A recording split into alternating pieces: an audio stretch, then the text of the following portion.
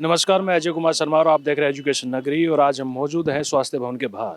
Pharmacist के ये सभी अभ्यर्थी हैं जो काफ़ी टाइम से अपना एक जंग लड़ रहे हैं। दरअसल कहानी 2013 से शुरू होती है और आज 2026 का दौर है। उसी के चलते अपनी एक जंग लड़ रहे हैं। दरअसल जंग ये है कि फार्मासिस्ट की भर्ती लिखित में हो, ना कि मेरिट के बेस के आधार पर। दरअसल इनकी ये कहना है कि मेरिट बेस के आधार पर कुछ लोग बाहर से डिग्री लाते हैं और मेरिट बेस के आधार पर उनकी फाइनल सिलेक्शन हो जाता है और परमानेंट हो जाते हैं बोनस अंक के आधार पर और अपनी डिग्री डिप्लोमा के आधार पर।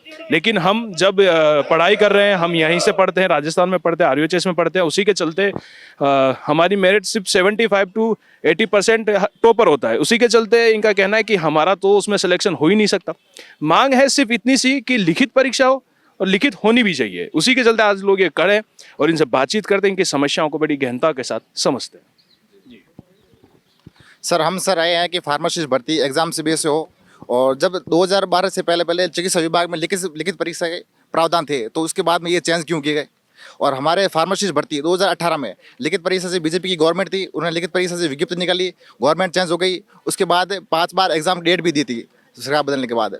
उसके बाद जो पूर्ववर्ती सरकार थी उसमें 2-4 बंदे थे जो भी थे, उन्होंने बैग बड़ा सा जैक लगा के वन टाइम के लिए, सिर्फ और सिर्फ वन टाइम के लिए इन्होंने मेरिट के आधार पर की भर्ती की थी। क्योंकि ये चाहते कि मतलब कि ओवर एज वगैरह हो गए हैं, काफ़ी सर कम सर काम कर रहे हैं पिछली भर्ती से, तो इसलिए सिर्फ वन टाइम के लिए की। और ये बाकायदा हमारे पास अमेंडमेंट भी हो चुका है 2022 में कि आगे आने वाली जो भी भर्तियाँ होगी वो फार्मासिस्ट भर्ती की लिखित परीक्षा से ही होगी। ये मांग है सर। आपसे आपने बताया भी था कि वन टाइम सिलेक्शन वाला भी जो चला था, कोर्ट के आदेश निकाला था एक बार कि ये होगा, उसको वापिस लोग दोहराना चाहते हैं, तो आप किस तरह देख रहे हैं? देखिए, आप अगर मुझे 10 मिनट देंगे तो मैं पूरी बात आपको बताएं। एक्चुअली में ये जो सारी शुरुआत हुई थी 2018 में, तत्कालीन जब वसुंधरा जी की सरकार थी, उन्होंने एग्ज़ाम से वैकेंसी निकाली थी 1736 पदों पे। फिर 2-3 बार एग्ज़ाम की डेट आती है।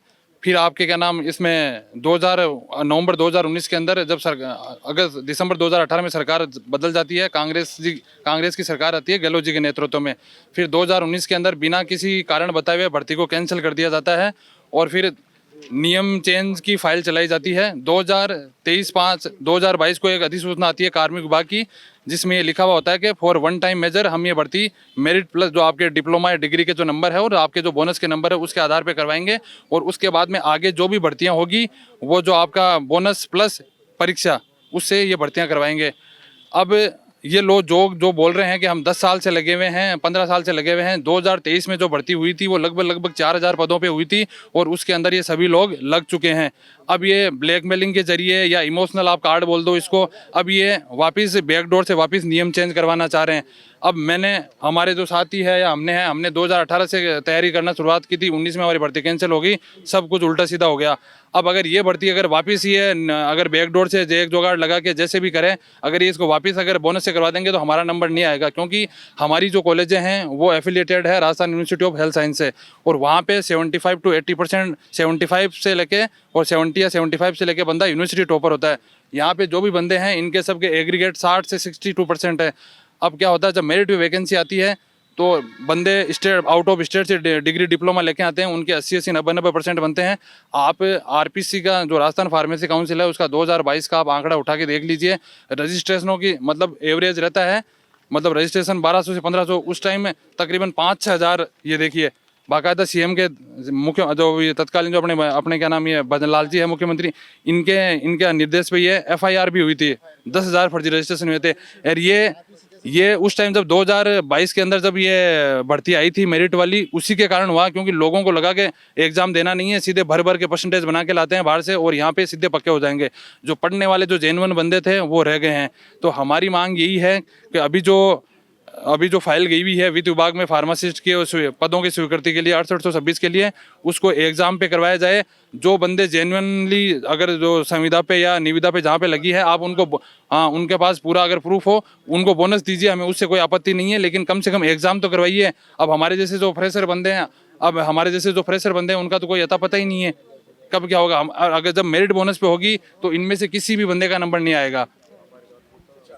आप कितने समय से अपनी तैयारी कर रहे हैं ये मुझे बताएं। जैसे हम 2020 के पास आउट है, 2020 के बाद में हम तैयारी में लग रहे थे। 2018 में 1736 पोस्ट की वैकेंसी आई थी जो लिखित परीक्षा के आधार पर हुई थी। उसमें 5 बार एग्जाम डेट दे करके धनतेरस के दिन अपरिहार्य कारणों से उसको निरस्त कर दिया गया और हमको बताया गया कि अब आगे इसमें पद बढ़ा करके किया जाएगा। तो उसमें 4105 पदों की फाइल चलाई गई, उसमें कैबिनेट से मोहर बाकी थी, तो उसको कैबिनेट से मोहर बाकी में बीच में कोरोना आ गया। कोरोना जैसे ही खत्म हुआ उसके बाद में सरकार ने रूल चेंज कर दिए। रूल्स में चेंज किया कि एक बार ये जो मेरिट प्लस बोनस के आधार पर शिथिलन दिया गया और उसके बाद में मैटर कोर्ट में गया। कोर्ट में जाने के बाद में सरकार ने शपथ पत्र दिया कि एक बार हम इसको मेरिट प्लस बोनस पे करवाएंगे और उसके बाद में हम लिखित परीक्षा के आधार पर करवाएंगे। जो बाकायदा हमारे रूल्स पहले ही संशोधन हो चुके हैं 2022 में, उसके बाद में भी इसको लिखित परीक्षा के आधार पर नहीं करवाया जा रहा है। इससे हमारे जो पढ़ने वाले बंदे हैं जो आज लोन ले करके पढ़ रहे हैं, हम लोग 5-5 10-10 लाख रुपए का लोन ले करके, और जैसे बाड़मेर वाले बंदे जयपुर आ करके रह रहे हैं, जोधपुर वाले कहीं जा करके रह रहे हैं, हमारे माँ बाप मजदूरी करके हम लोगों को पढ़ा रहे हैं, लोन चुकाने में असमर्थता है, तो हम कहाँ से देंगे जब गवर्नमेंट भर्ती ही नहीं निकालेगी। तो गवर्नमेंट से हमारा यही निवेदन है कि हम जैसे जो प्रार्थी को राहत प्रदान करें और इसको लिखित परीक्षा के आधार पर जो रूल्स पहले संशोधन हो चुके हैं उसके आधार पर 6826 पोस्ट की वित्त विभाग में फाइल गई हुई है, जो वित्तीय स्वीकृति जल्द से जल्द दिलवा करके और राहत प्रदान करें, जिससे हम फ्रेशर लोगों का भी फायदा हो सके। उसमें दोहरा लाभ ले रहे हैं संविदा वाले, उनको बोनस भी मिल रहा है, मेरिट भी हो रही है, जिससे उनको कोई फायदा नहीं मिल रहा है, जिससे फ्रेशर को सबसे ज़्यादा नुकसान हो रहा है इसमें यह है। और उनमें भी फर्जीवाड़ा बहुत ज़्यादा हो रहा है। तो मेरा ये सवाल ये है कि इससे पहले भी कई लोगों ने प्रदर्शन किया, बोनस अंक और मेरिट के आधार पर उन्होंने बातचीत की कि हमारा ऐसा होना चाहिए, तो उसको आप किस तरह से देखते हैं और वो क्यों ये लड़ाई लड़ना चाह रहे हैं? अब वो लड़ाई तो ये लड़ने चाहिए, उनको तो घर बैठे बैठे की आदत पड़ गई है, नौकरी चाहिए उनको तो गवर्नमेंट में। अब जैसे आए दिन खबर आती है कि वो तो फर्जी बाहर की वही RUH, हम लोग RUHS यूनिवर्सिटी से पढ़े हुए हैं, तो वहाँ 55-60%, किसी की 50%, किसी की 62% वो परसेंटेज मिलती है। तो और हमारे 62-65% से ज़्यादा ऊपर नहीं पहुँच पाती है। और वो लोग प्राइवेट यूनिवर्सिटी में ऑब्जेक्टिव टाइप के क्वेश्चन होते हैं 80-80, 85-85। अब ये देख ली, ये अखबार का प्रूफ है हमारे पास में। अब बहुत सारे लोग फर्जी लोग पकड़ में आ रहे हैं। तो अब इससे ये है कि हमारी जो भर्ती है वो लिखित परीक्षा के आधार पर 6826 पोस्ट पर जल्द से जल्द वित्तीय स्वीकृति मिले जाए। हम मुख्यमंत्री जी और माननीय चिकित्सा मंत्री जी से ये निवेदन करते हैं हाथ जोड़ करके, जिससे हम फ्रेशर लोगों और जो गरीब लोगों का भला हो सके। अब तक आपने बात करी किसी को भी चलते अधिकारी से, किसी से भी, तो क्या जवाब आता था? सर जवाब यही आता है कि हम लिखित परीक्षा से प्रक्रिया कर रहे हैं, मतलब कि फार्मासिस्ट भर्ती की, और जो ये बोनस वाले हैं, मेरिट वाले हैं डायरेक्ट, ये एक ही बहाना बना के हम ओवर एज वगैरह हो गए। जब भारतीय सैनिक होता है, फौजी होता है, वो 16 साल अपनी गवर्नमेंट ड्यूटी करता है बॉर्डर पे, वो जब स्टेट में आता है उसको वो सरकारी सेवा में करता है, वो मतलब सेवा देना चाहता है, तो उनको भी एग्जाम होता है। तो ये इनको 2-2 साल हुए, 3-3 साल हुए, तो इनको एग्जाम देने में क्या दिक्कत आ रही है? वो 16 साल ड्यूटी कर रहा है फौजी, उसको भी वो यहाँ स्टेट बनने के बाद में वो एग्जाम देता है, तो इनको 2-3 साल के निविदा पे लेकर इनको कहाँ से वो मतलब समझ नहीं आ रहा। आगे की आपकी मतलब लड़ाई है, किस तरह आप लड़ेंगे? क्योंकि ये वैलिड लड़ाई है, तथ्य आधारित लड़ाई है, और किस तरह आप इसे पूरी बिल्कुल जोर से लड़ेंगे। हम अपने स्तर पर पूरी तरीके से लड़ाई कर रहे हैं। अगर बाई चांस वर्तमान सरकार पे हमको पूरा भरोसा है, लिखित परीक्षा से ही भर्ती निकालेगी, जीरो टॉलरेंस भ्रष्टाचार के सख्त खिलाफ है ये। माननीय चिकित्सा मंत्री जी, मुख्यमंत्री जी और चिकित्सा विभाग पूरे अधिकारियों को हम धन्यवाद ज्ञापन करते हैं।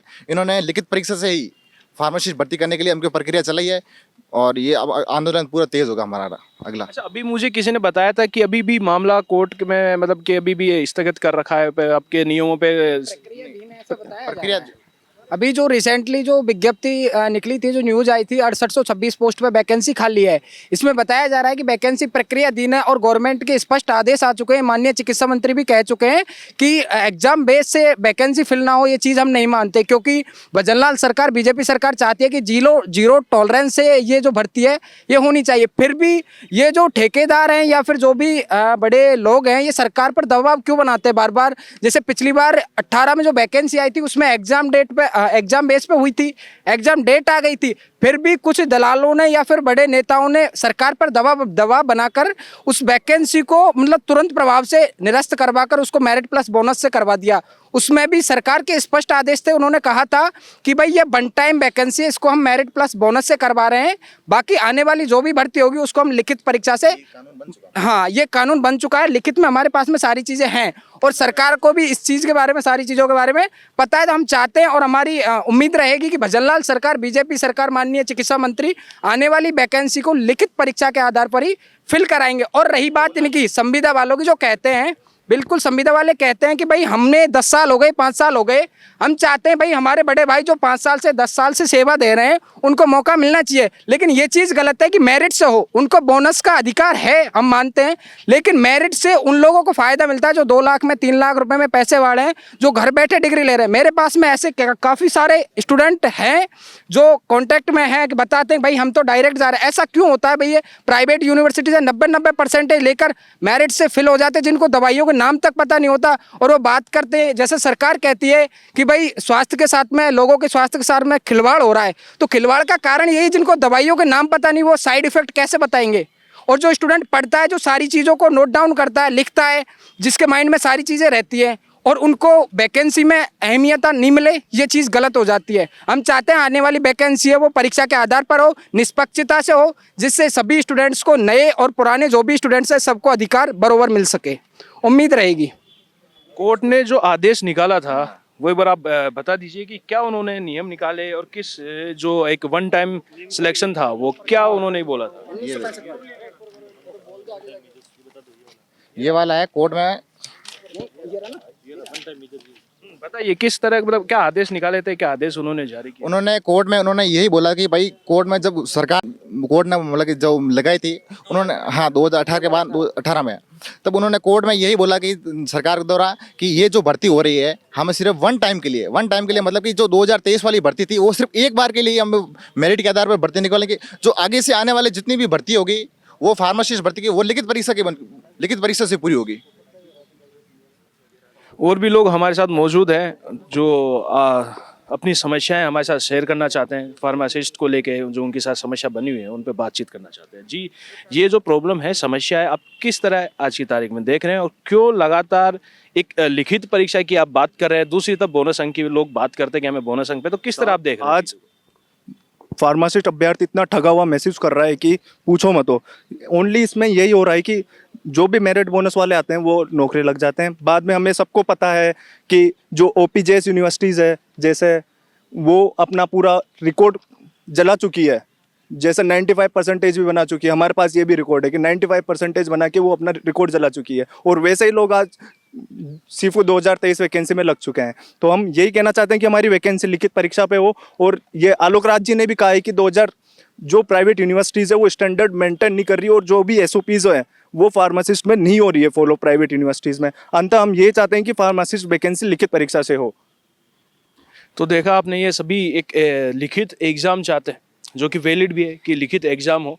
उसी के चलते हमारे भी जो 2018 से लोग प्रयास कर रहे हैं ये नहीं लग पाया। उसका रीज़न ये कि मेरिट आधार, जो मेरिट का इनका आधार बनता है वो 75 यानी 75-80% तक ही टॉप हो जाता है। तो संभव ही नहीं है कि 90 तक ये लोग पहुंच पाए, और उसी के चलते ये वन टाइम वाला सिस्टम में ये अप्लाई कर सके, क्योंकि ये पीछे रह जाएंगे परसेंटेज को देखते हुए। ये चाहते हैं सिर्फ लिखित के आधार पे हो, हमें जो आता है हम लिखें और हमें भी मौका मिले, ताकि हमारा सिलेक्शन होगा कि नहीं होगा ये बात की बात है, लेकिन लिखित से तो हो, ये इन लोगों की मांग है। अब देखना होगा सरकार और आगे क्या इस चीज़ को लेके किस तरह से प्रतिक्रिया करती है, या लिखित कराती है या फिर आगे का क्या उनका रवैया रहता है, ये तो समय निर्धारित कर पाएगा। लेकिन सिर्फ इतना है, लिखित से हो। ऐसे ही न्यूज़ के लिए बने रहिए एजुकेशन नगरी न्यूज़ पर। नमस्कार।